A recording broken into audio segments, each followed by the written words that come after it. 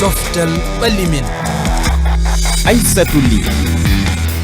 Boliba jaramane RFI Fulfulde on calminama e kuuɓal on bismama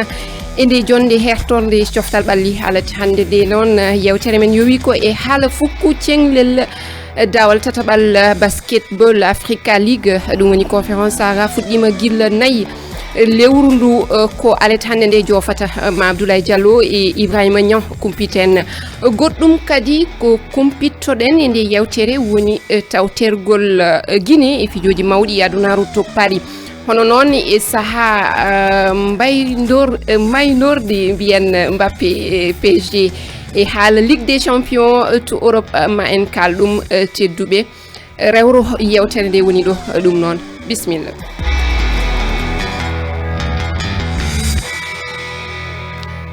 RFI Fulfulde on calminama lawol gongol heedɓe karallagal ngal ha e daroɓe min daroɓe nde yewtere e hello Facebook on ji joddiɗen hono gowɗen wadde ni koye yewtidiɓe men ko Harouna Déme ceerno Harouna a salminama a wiyama bisimilla ma a salmitama Aissatou en calmini ɓen gonduɗen ɗo henne ɓe hettiɓe en ɓe kala yo Anne Dieynaba a jaɓɓama mi accuma calmina heeɗiɓe ɓe a wita sohna Dieynaba en calmini dendagal heeɗiɓe kadi e ceerno Harouna e ceerno Abdoulaye a natti widem yomi wi Dieynaba Oumar Sow joni ko sohna Dieynaba moƴƴi a wi ceerno Harouna kay Abdoulaye eyyi Aissatou mi salmini heeɗiyankoɓe RFI Fulfulde salmina Harouna Déme e sohna Dieynaba Sow aha ko noon de sohna Dieynaba a salmitama Abdoulaye ho toppaɗen joni eyyi no mbiɗa noon en gardiɗi konngudima Aissatou fuku koyngel hawodel hakkude AS Douane e APR Rwanda toppaten ko Stade Arena Diamniadio ko seraji Dakar fuku cenglel noon kay a fujima tawoyten ko holi on Ibrahima Niang tawaten mo ko ɓoggol Ibrahima Niang a salminama mi salminima Abdoulaye mi salminima Aissatou Ly e wondiɓe makko Ibrahima ɗaka Stade Dakar Arena e o saaha hakkude tinodiral hakkude AS Douane e APR Rwanda e yeeso ardiɓe ɗen leyɗe ɗiɗi woni Bassirou Diomaye Diakhar Faye e wano makko mo Rwanda Paul Kagame kawniral ngal fuɗɗima oɗo saaha noon joni non fuɗɗo eɓen noon e limte fodɓe noon wonɓe ka dinguiral coftal ɓalligal andu tan ko AS Douane mo Sénégal foti tan ko hawride e APR mo Rwanda kamɓe ɗiɗo foof noon eɓe tan jogori folde kala polɗo noon ma yetto e timmal kawodire baɗo wotto Rwanda ɗum noon fuɗɗoto tan ko ñalawma nogas e nayyi lewru jeegoɓuru e hitande ndu gonɗen nde toon to Rwanda kono haade ɗum noon andu monastire hoole makko noon heeɓi polgu e dow kippors opors ɗum noon ko toɓɓe jeeɗiɗi e dow jeeɗiɗi ɗum noon monastire hoore makko e rivers opors kamɓe ɗiɗo fof ɓe jalti e kawodire baɗeteɗi to Rwanda heddi noon tan so tawi heeɓi polgu e dow APR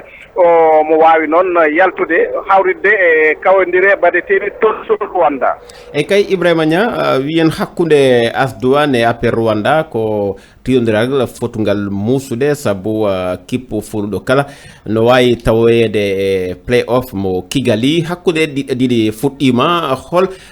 kippu ɓuuri jogade ballore nden fewndo handu noon ko AS Douane saabu noon hande yimɓe hewɓe ngari ngam noon dusde AS Douane ngam noon o heɓa polgu e dow APR mo Rwanda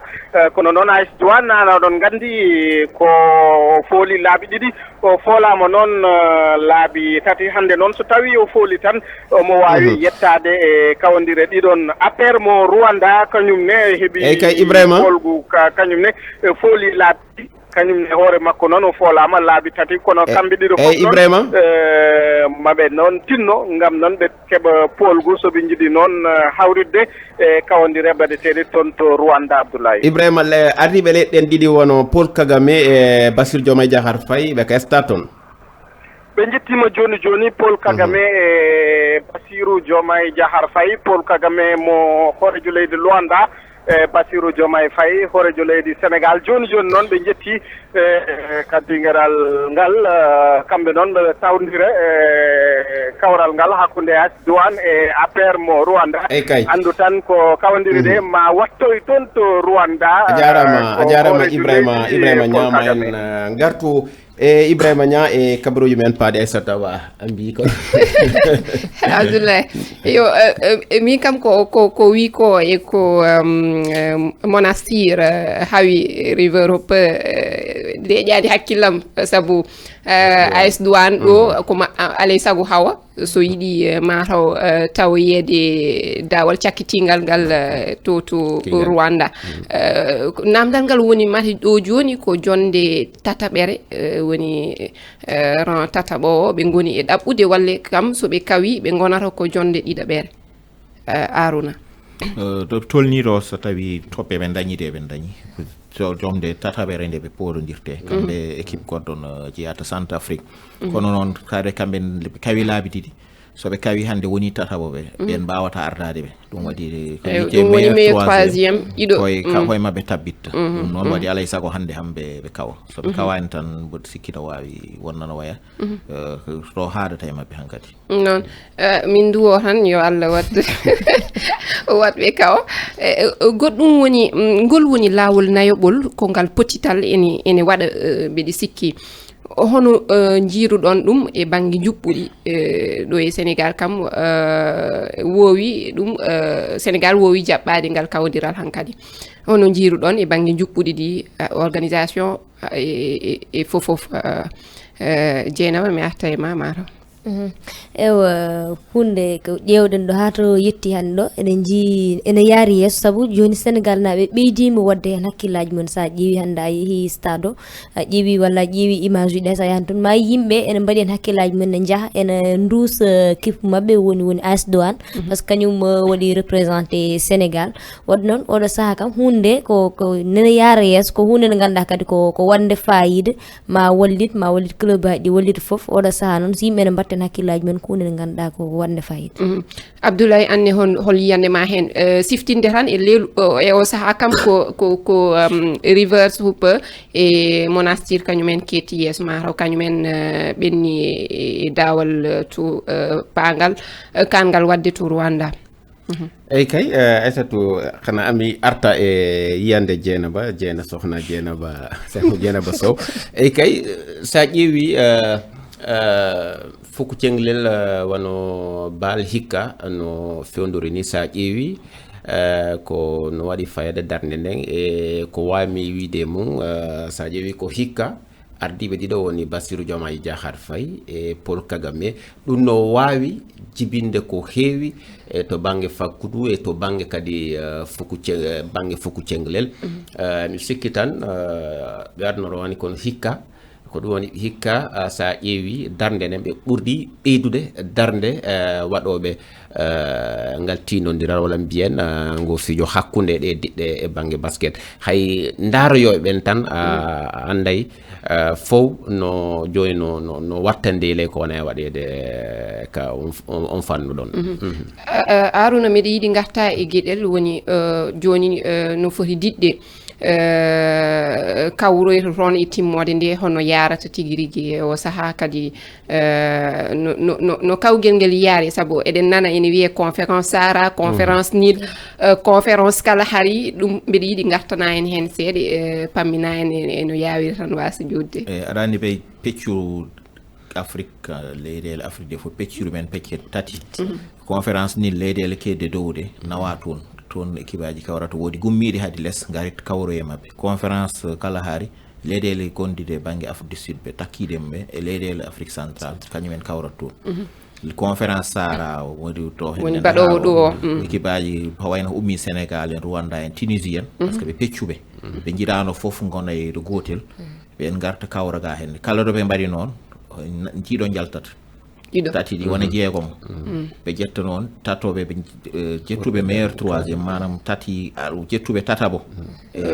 fof so rendinama ɗiɗo ƴettuɓe tataɓo ɓe gara timmitaɓo ɓe hewɓe toɓɓe e tatoɓe ɓe hawra ɓe kawritina ɓen foof woni jeetato hawroyoɓe to Rwanda hom mbiyata play off playoff o jeetat kawrat toon hikka waɗi duuɓi nayyi eɓe jahan duuɓere 2021 ha joni te mboɗo sikki hikka wattidi par ce que ɓe ciñodirno e aɗa andi son gandi baalo NBA naɓe jeeyi ɗum joguiɓe basket Amérique kañumen ɓuuri mawnude hay organisation batteɗo e Sénégal sa jeeyi kamɓe jogui foof kala taari organisation goɗɗo kanko Amadou Gallo Fall kanko ardiɗo kanko halfina ɗum kono hay liggey kewɗo batteɗo hen hay banggue sécurité o e nder sara terrain he sa yiya yeehi toon tawta américaine gaddano mbaɗa ɗum liggey o heewi hen kamɓe jogui ɗum par ce que ɓe jiiɗi ho wayen hoɓe batta Amérique o ɓe mbaddi noon koye signodirde kamɓe e jogiiɓe basket e nder leydi Afrique ɓe woni FIBA Afrique tottiɓe laawol wonde yoɓe gadan ɗum organisé he wayi noon ɗum noon ko noon jaggira jeetotoɓe hawroyoɓe Rwanda ɓe le 24 ñande nogasinayi ha goo lewru juin lewru jeegomo ɓuuri sabu nden ɓe kawroyto toon wona équipe aji e tati kawra kañumen foof groupe aji ɗi wonta groupe foof nayo mbatta waɗa final o ƴeewe hol kawɗo hol gañotoɗo ɗum rawane saɗa siftora AS Douanes hino ha final rawande Monastir mo kalden joni hino ha final ɗum noon kamɓe foof woni e niveau mabɓe na ɓeydo aɗon no mbaɗira ni hadi ɓe ƴettat wonɓe Afrique sa welama AS Douanes Sénégal woni ƴetta waɗoɓe ɗo hene basket e nder Sénégal ɓeyde hen yimɓe wonɓe ɓe ganduɗa ƴettoy ɗumen e nder leyɗele Afrique te NBA itande kala ko club goto o tan artata walla ma gañora leydi ma champion gonɗo gañiɗo leydi mum champion o kawgal e nder leydi ma sa gañima an mbiyeɗa yaar jeeyeɗa hen waɗi wona leyɗele fof jeeya hen noon won leyɗele tan nde ɓe cuuɓi ɓe jii wonde ten pour yiyede dargal mumen hande basket kañumen ɓuuri ɗum noon waɗi ɓen ke gardinte noon yo e gollidiɗo men o Abdoul Aziz Diallo yewtidi e biyeteɗo Ulrich Mohamed Krak on ko pijowo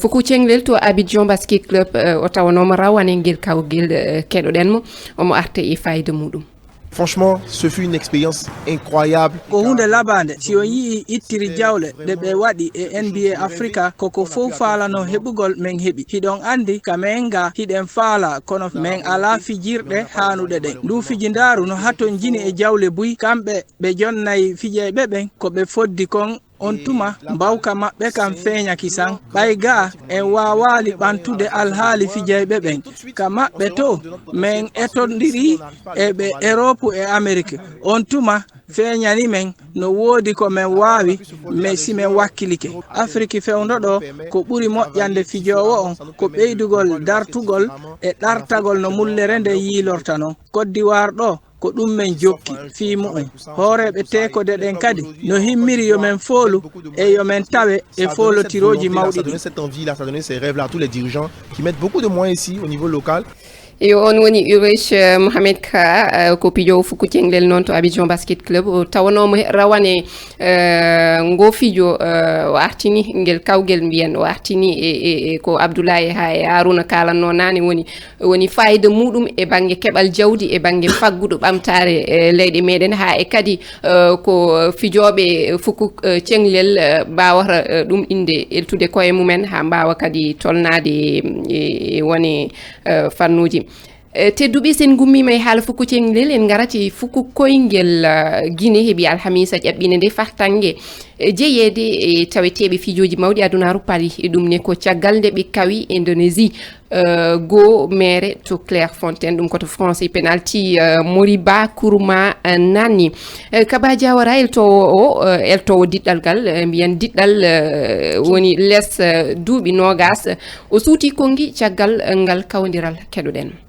Je suis très content, je suis fier parce que miɗo welti gila hitande ujunere e temeɗɗe jeenayi capanɗe jeego e jeetati wondude sukaɓe kelɗunoɓe JO on tuma min naati e tarika wondude ɓe sukaɓe ɗo caggal men feƴƴude jertaɓal timmode e ngal kawrital kan feƴƴugal ɗo kadi wondude ɓen fijoɓe nayo jowo min wawi feƴƴugol fi kala men tampuno fota labaka sabu meɗe wawno folugol law ko ɗum addi men pari meɗe welti sabu men hiita e pari ɗo e lewru e feccere d'ici un mois et demi à peu près. On woni Mamadou Diangasi Ba kanko firi kongi Kaba Diawara o weltanama o haali ɗuma Guinée naati e tarik sabu gila hitande ujunere e temedde jeenayi e capanɗe jeegom e jeetati Guinée wayri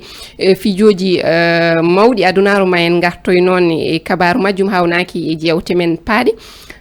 humpidde tan Guinée woni koye guɓal A ko France wondi e ngal guɓal États-Unis e Nouvelle-Zélande ko ñande nogas e nayyi jeeɗoɗo ɓuuru ɓe pettitta e Nouvelle-Zélande so ɗi Guinée Égypte Maroc Mali ma tawe ɗi fijoji ko fettoɓe bal less duuɓi nogas ngoni toon mala voilà c'est ma dernière année ko hitandam sakkitide e PSG ko ɗo e jonte seeɗa timminanmi gollidalam e ngal diɗɗal mi sikkano baynodiralam e PSG ma wani musde jaltude Franci leydam ligue arana o tan gandumi kono mbeɗa haaja yaade nokku goɗɗo caggal duuɓi jeeɗiɗi on keddoto e ɓerdam kaddi gurdamam ɗo ko Paris jiidal jam au revoir yo on ji mi hokki on tan keɗi ɗon mi haalanani on holi on mataw on keɓtini dande nde ko fettiyanke PSG o Kylian Mbappé ko aset hande walla mbiyen ko aset hande kanko waɗata kawodiral makko battidingal toon to PSG Toulouse kawodirta o holliti aljuma hecci hanki o timmini golle makko e ngal diɗɗal ɗum ne ko caggal duuɓi jeeɗiɗi ɗi o wonno toon en kaalino haala mum gila kabaru feññina ko sare wonande PSG ko ɓeydare wonande mataw Real diɗɗal ngal o anni yaade sen kiisima ko waɗi e ngal diɗɗal darde makko humpitoji wonɗo jimi wiya PSG anniyaki waɗandemo teddugal mataw kam maɓe beltono tan koɓe keeɓi kaw e likarano holno jiruɗon ɗum ɗon eko Mbappé waɗi ko no way mawnude ni hande sen mbi PSG sen ginni inde Mbappé kanko ɓuuri hewde mbaddude o nanni e ngal diɗɗal mate ɗum ene haani mate o hanano waɗanede teddugal manggal hande Aruna hade mi arde ma Dieynaba no wawi jaggude wonde sa woni e woni duuɓi jeeɗiɗi sa are yaari ham mbaɗaneta teddugal mawgal mettima won metti hen seeɗa e parinaɓe tan hono yaari ni sabu kamɓe mona yaha kano ɓe dañtani haydara kono noon ɓe jiiɗino jaggude mo kanko o jaɓani joɗani duuɓi ɗiɗi joni mo yiiri yaade ɓe naggam mboɗo sikki wonɗo no tolno hankkadi ɓe poti e jaɓande mo ho yiiɗi o yoɗoya ɗum surtout ko sa ƴeewi ko sohli dañde ho woni Ligue des Champions mo Paris to so jooɗi mo Paris mo sikki o wata heɓde ɗum hitande foye paɗo kono ɓe keɓta ɗum noon ɓe poti tan waɗanimo teddugal no waɗine remi ni saabu hande so Paris haalama walla tolnima ɗo tolniɗo e nder duuɓi jeeɗiɗi eɓe mbawi wiide kanko presque fof mettene ɗon nimsene ɗon sen keɗima hande kongi makko kanko Mbappé eɗen mbawi wiide noon ene heewi hewɓe ene ñiŋamo hen sahaji o fetta ha yimɓe fof belto hen sahaji o ɗano o yiyetake to fadateno to o yiyetake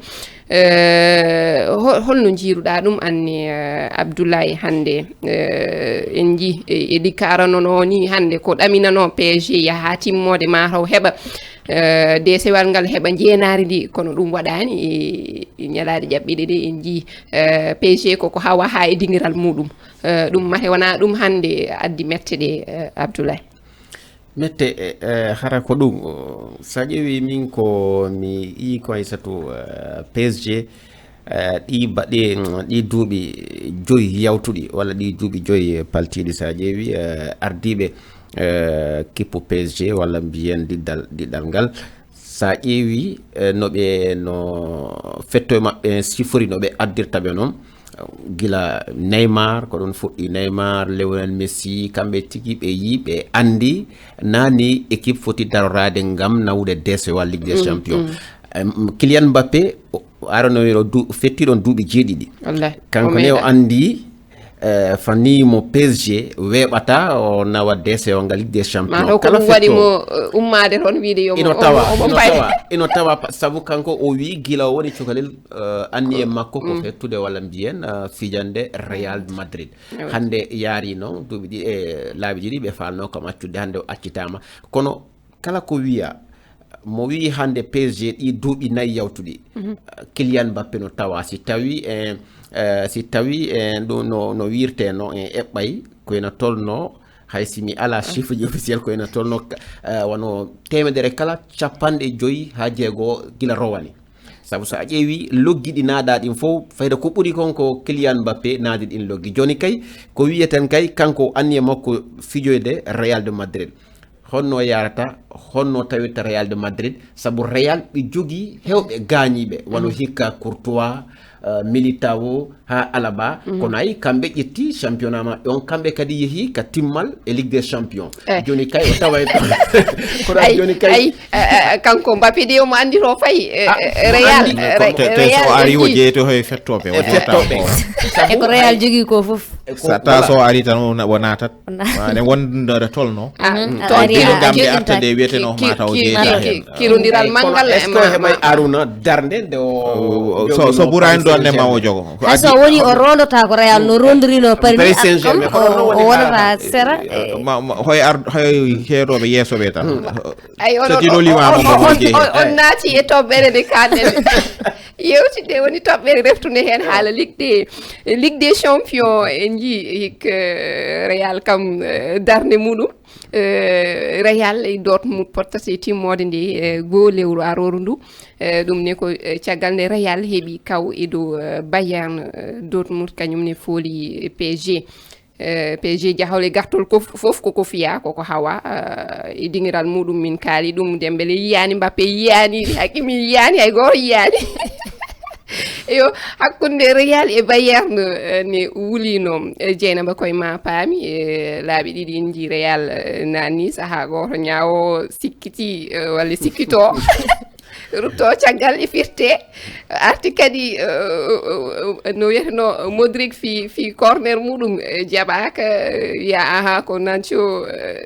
nangi goɗɗo Real ene wayno kañum jooɗi hannde e jappere nde to Espagne mate kadi oɗon ɗamini hannde Real heɓa jeenade ndi e Ligue des Champions Real kam so heɓi ari ha heɓi to heɓi ɗo Real ko kippu mo ganduɗa ɓe jogii foko ko ɗum ɗo to banggue kawdiral maɓɓe wulide no wulino je kono Real ko kippu mo ganduɗa ne heewi notade to fada sa sikki Real yi ha yani tan o heewi ko ummitade Real kam ko neɗɗo wawi wiide komi yiɗa Real kono Real yiɗa hay jiggonoɓe basal hande jaɓani Real hay neɗɗo wiyata komi yiɗa Real kono Real ɓe ngala fulla walla ɓe mbawa football walla kamɓe eɓe mbawi kala to ɓe pada ha tenti kay ko wayno final demi final heddi kono hakkude mabɓe Dortmund hoɗo yimɓe foof kadi mbi Real ara yaɓɓoye dow par ce que hakkude PSG Dortmund go fof ko rokkuno o wino PSG ma ɓendu kono ayi no yarini henne kono noon oɗo saaha kam Real kam hoolare mone hay so woni hakkude mabɓe Bayern no wonno wone gueɗe cewɗe no wonno hen alors mi hokkuma gadda hen anne yiyande ma e hande darde Real ɗo tolni ɗo en jiire Mbappé kañum joni tawto e Real Real hande kañum laami to Espagne kañum jogori laamade Europe fof no woruno eyyi soɓe kawi Dortmund no a wiyede aɗa noon équipe mo ganduɗa laabi 14 eɓe keeɓa Ligue des Champions desal ngal sa yi haadi ƴeewi laabi 17 ɓe jaha final laabi tati tan woni ko watti ɓe 17 laabi tati woni hoɓe gañani kamɓe ho woowe ɗum hankkadi Dortmund wowani ene wayri yaade final 2012 2011 2012 wayruno yaade hitande ujunnaji ɗiɗi e sappo e ɗiɗi presque duuɓi sappo e ɗiɗi walla sappo e tati caggal artani ɗo henne ɗum noon sa ƴeewiri noon wiyete Real heedi woni position tan hande nde ganduɗa kañum jaggate kañum foti waade hawde sa noon he équipe mo ganduɗa weeɓani nde yaha final no perte ɗum noon mboɗo sikki tan no wawi wiyede so rena hikkane kamɓe tan ndewata ɗo ɓe ndewanno kamɓe ndewata ɗo ɓe ndewanno mbiɗa sikki Abdoulaye ma welto e on kabar ko arnoyi kon ko ɗum ɓe wowi ngal DC wa Ligue des Champions ɗon kay ala te eɓe jogui fettu eɓe jogui fettoɗa ganduɗa ko sohli betara gagne o betara heɓa kaɓe jogui e mbaɗa hen foof kala ko namdi tan ɓe jalti wattu gasi hankkadi tedduɓe en jettima e kaddi ndi humpidde tan hande dawal aranal timmode coupe CAF fijete Zamalek ma hawro e RS Berkane yamɗe 19 weeyo adu nayankore mbiyen dawol ɗimmal ngal noon woni cakkitigal ngal ko ñande 19 aroru ɗum ko alet tan mbiyen arore altine janggo noon ma keɓɗo mbuñaari Marc Viviane Fowe ande padi Rama Diallo ma artu hen e kabaruji coftal ɓalli ɗum noon tedduɓe min jetti on min jetti heɗɓe karallagal ngal Malang Sonko ha e Alassane Biraba min jetti yewtidiɓe men min dokki on aadi alet arore e yewtere wonde